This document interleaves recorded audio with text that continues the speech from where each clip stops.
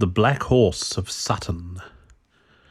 Unlike any other Australian ghost story is the strange Monaro tale of the Black Horse of Sutton, the appearance of which was said to presage tragedy to a well-known family there. It is a story that finds a counterpart in many ghost stories of Irish or Scottish origin.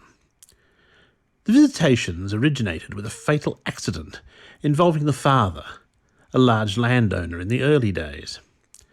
On the occasion in question, he had gone to Goulburn on horseback to negotiate a land deal. On his way home, he was thrown from his horse and killed. News travelled slowly then. Unaware of what had happened, his wife awaited his return.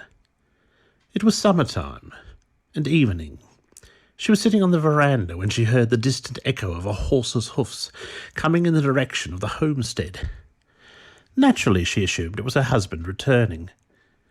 She heard them stop at the outer gate leading to the drive. The sound of the horse turning as if the rider were closing the gate, and she thought the click-to of the latch.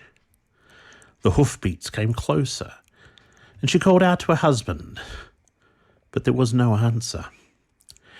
Then they seemed to sweep in onto the lawns in front of the house, and presently there came into sight a riderless black horse. One moment the hoofbeats seemed as if they were all about her, the next as if they were coming from the back of the house, as though the horse had passed through it. The horse had disappeared, and the sound of the hoofbeats could be heard drifting faintly away towards the ranges. Eventually, the news of her husband's death was brought to her. He was found beside the road, his horse grazing nearby. The spectre horse appeared again, years later, it is claimed, heralding the news of the death of one of the sons of the house in the Boer War, and a third time when still later a younger son was killed in an accident. The homestead where these strange visitations are alleged to have occurred is now demolished. The Trotting Cob. One of the oldest and most persistent of ghost stories associated with the Riverina is that of the Trotting Cob. As one might expect of a story that has been handed down mainly in an oral tradition, there are differing versions of it. The original incident, whatever its nature, seems to have been long since obscured.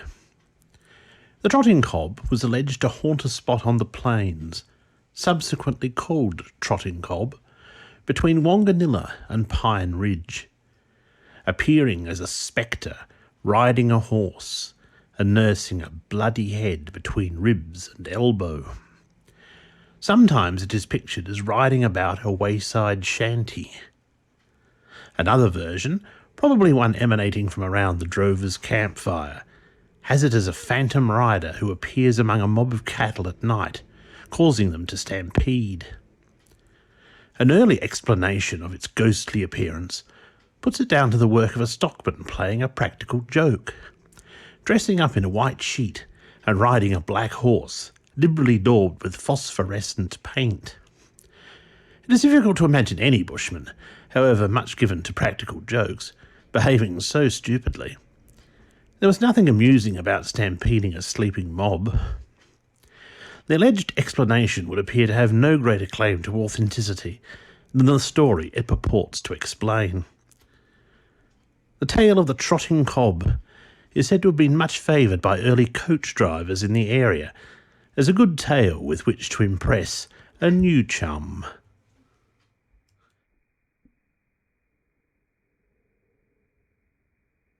The Trotting Cob, A Legend of the Black Swamp, by R.G. Gladstones. Round the campfire we sat in the summer night, watching the red embers glow, spinning yarns, talking horse in its ruddy light. I remember, long, long ago. We had ridden all day in the burning sun over the red scorching plain to and fro, for the super had set us to muster the run, 500 square miles or so. The supper was over, the pipes in full blast, when we called upon Bob for a story. A garrulous type of the bushman was he, and at yarn pitching all in his glory. "Well, what shall I give you this time, boys?" said he, turning questioning eyes round the camp.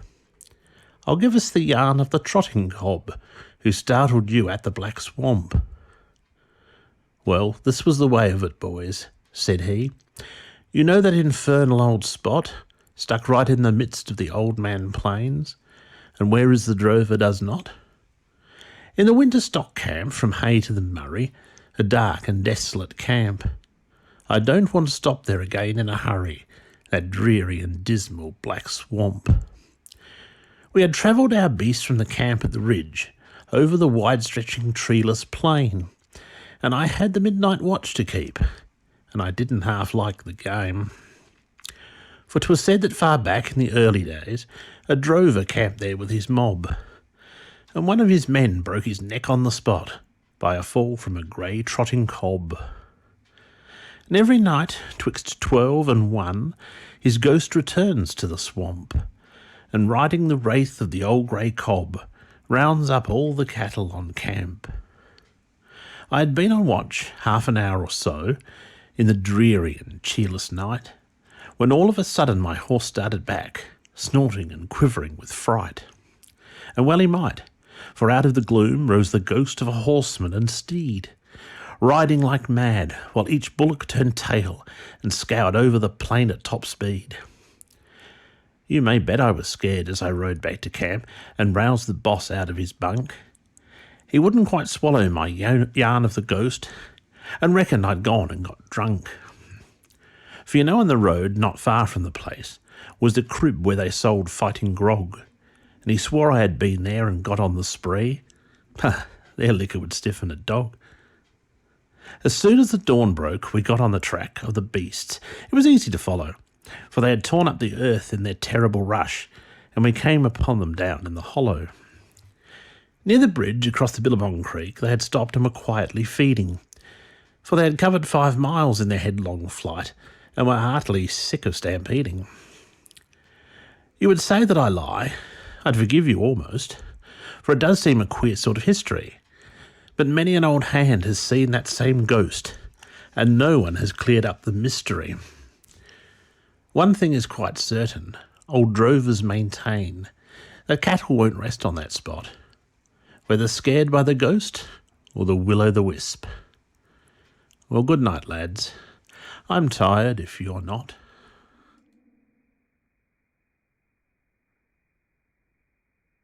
The Singing Spectre.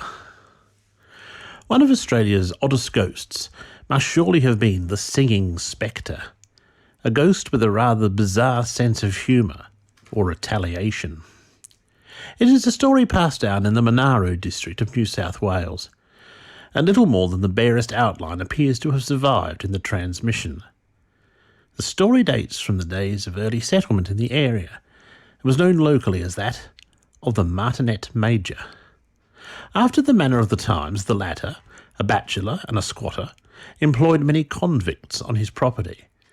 Among them, one who had been transported as a political rebel, and who resented being treated as a common garden-type convict. Friction developed between him and his pompous taskmaster. On one occasion, after an altercation, the convict picked up a stone and hurled it at his master. As was frequently the case, the Major was also the local magistrate. The convict was charged and immediately sentenced to death by his master, the sentence being carried out the same evening. But such summary justice was to reap its own strange reward, and the Martinet Major's worries were not to end there. Soon, the spectre of the former convict began to haunt his former master's bedside, singing ribald songs, greatly to the Major's annoyance. Additionally, the spectre was to make his presence felt in all sorts of other annoying ways, setting fire to crops, ringing mysterious bells at midnight, upsetting milk pails, and opening gates for stock to stray. Distracted, though refusing to admit it publicly, the Major at length sold up his interests and returned to England. Of the Martinet Major, nothing more was heard, but the singing spectre it is alleged, continued to haunt the homestead for many years after.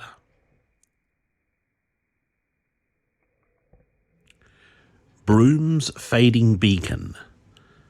Perhaps not a very well substantiated story, but interesting nevertheless, even if the proffered explanation is hardly apt to satisfy the more inquiring or sophisticated, is that of Broom's fading beacon.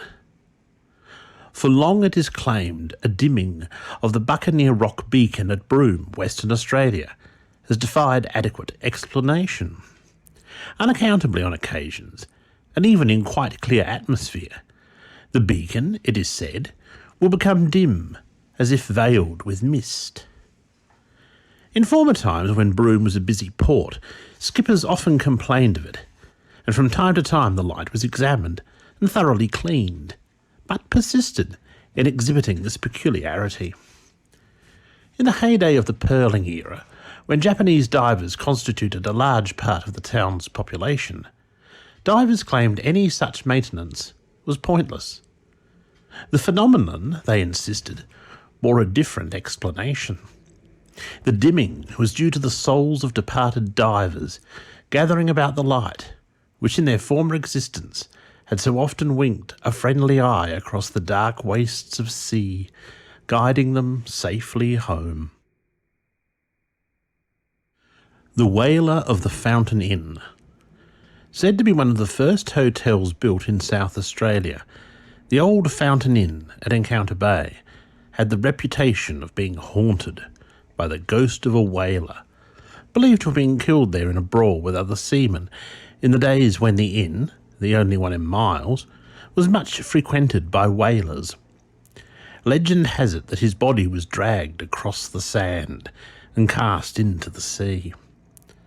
At a much later date, the inn became a private residence, but few would remain in it for any length of time. They were disturbed at night by strange, unaccountable sounds, described as being like heavy footsteps in sand, though investigation invariably provided nothing to account for them.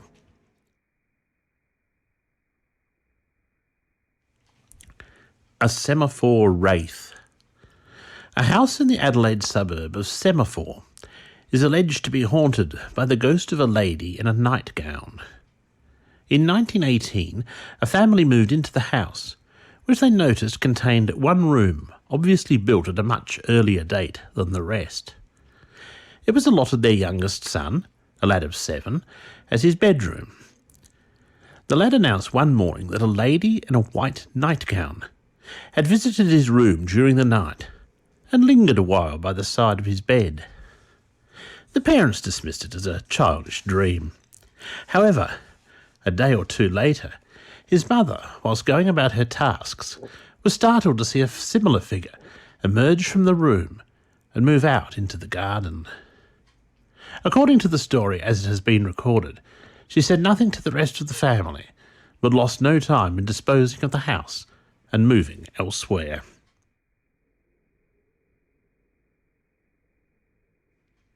The Road That Went Backwards.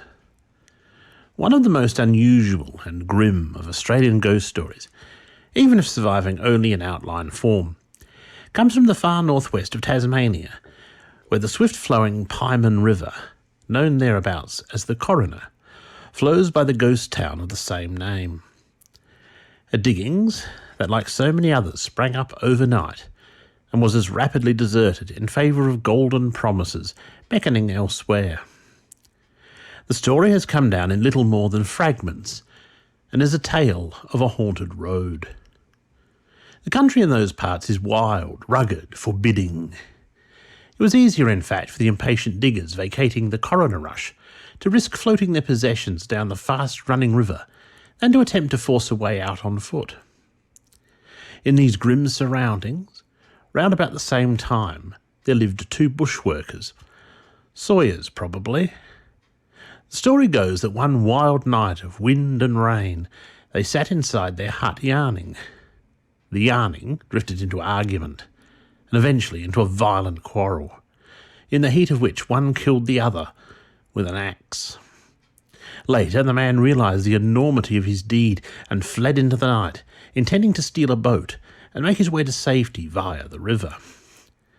But the mountains, or the blackness of the night, or his own confused thoughts, destroyed his sense of direction and rejected so easy an escape of conscience.